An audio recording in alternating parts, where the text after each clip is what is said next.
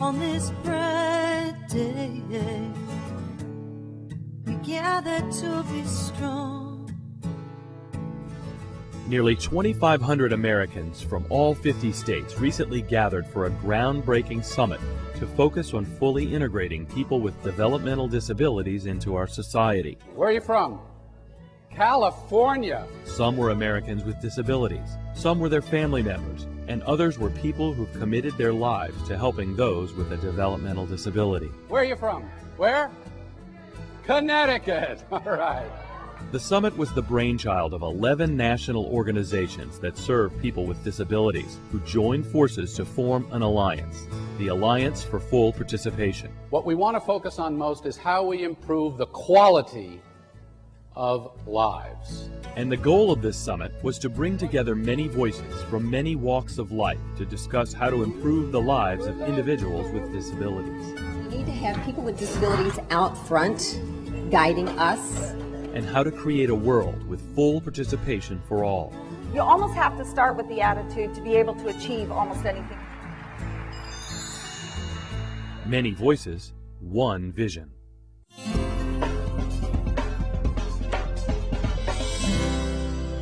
For many adults, their job is a large part of what defines them. It provides for their housing, independence, a social circle, financial security, and dignity. While people with disabilities have the capability to do the work, they are often denied the opportunity. Let's dive right in here. Take out your keypads. I'm going to ask you a question. People with disabilities can't find jobs because, sorry, it's tough, but you're going to have to pick one of these. 45% of those polled at the summit said that this was due in part to the attitude of employers. 27% said that poor schooling, training, and preparation hindered their employment opportunities. Let's come back up to our panel here and continue this discussion about jobs. I think that in the world, 60 to 70% of all people with developmental disabilities work in food service, they're working in the kitchen, they're working pulling trash.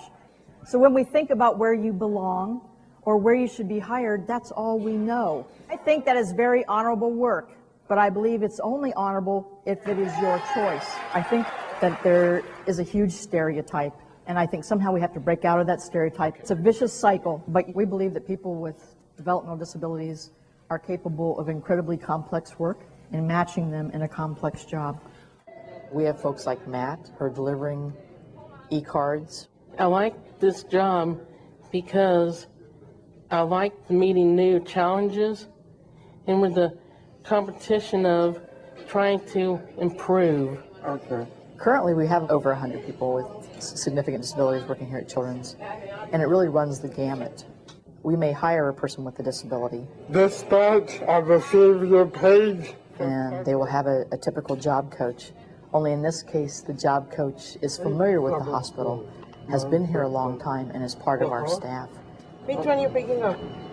So every day, people with disabilities can perform their jobs. They can be very, very complex. They can pay well and provide benefits. If we teach anything, I think it's about possibility. Children's Hospital of Cincinnati isn't the only company making huge strides in this area. Other companies have also provided individuals with disabilities opportunities in the workforce. You've got some very interesting, innovative things, as does Children's, in the way you work. Tell us what MB&A is doing. At MB&A, we currently employ 319 individuals who have a cognitive or developmental disability. 319 people. 319 people. What do you pay? The representatives in support services make the exact same wage that their non-disabled counterpart make in other parts of the company. They make the exact same wage? Correct. You have the same benefit package, you have the same retirement package, it's the same prescriptive coverage. Okay. Karen, what do you do? I work at MB&A in Newark. I'm in support services. I do the jewelry and fabric, credit cards to gift cards. I do Hotmail. I help other teams out with different projects. How long have you been there? 4 years. Melvin, introduce yourself. My name is Melvin Williams from Byron S. Adams. And what do you do? Delivering packages. Deliver packages? Yes. Right. And how long have you worked with Bill? 6 years. 6 years. I want to make it clear we're a small company. We only have 14 people in the company. I think that's an interesting contrast. You're not Children's Hospital. You're certainly not MB&A. So just like any small company, everybody has to do different jobs. Melvin does about 3 or 4 different jobs. Melvin provides an absolute necessity service. 3 very different companies with 3 very capable employees.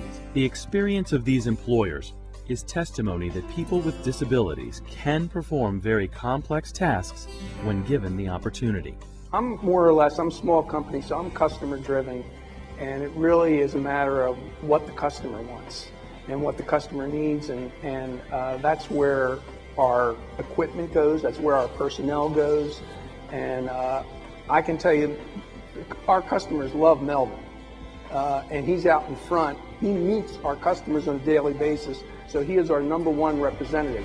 These employers are prime examples of how full participation can have successful results for the employee and the employer.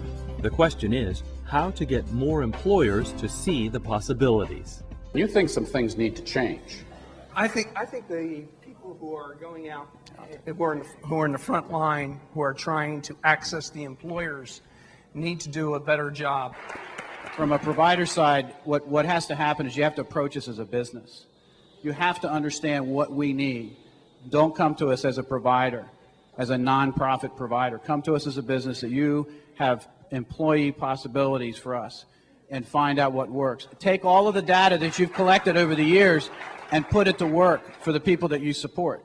Business does not understand the way that provider agencies work, and we're very different entities, and business would like to work with another business.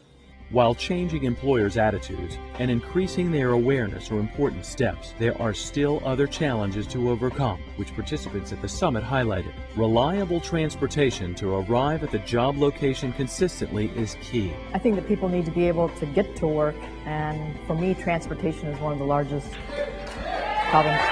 I was out of work, I think, for 4 days one time because the computer system at Metro Access went down. Affordable housing close to the job sites is also important.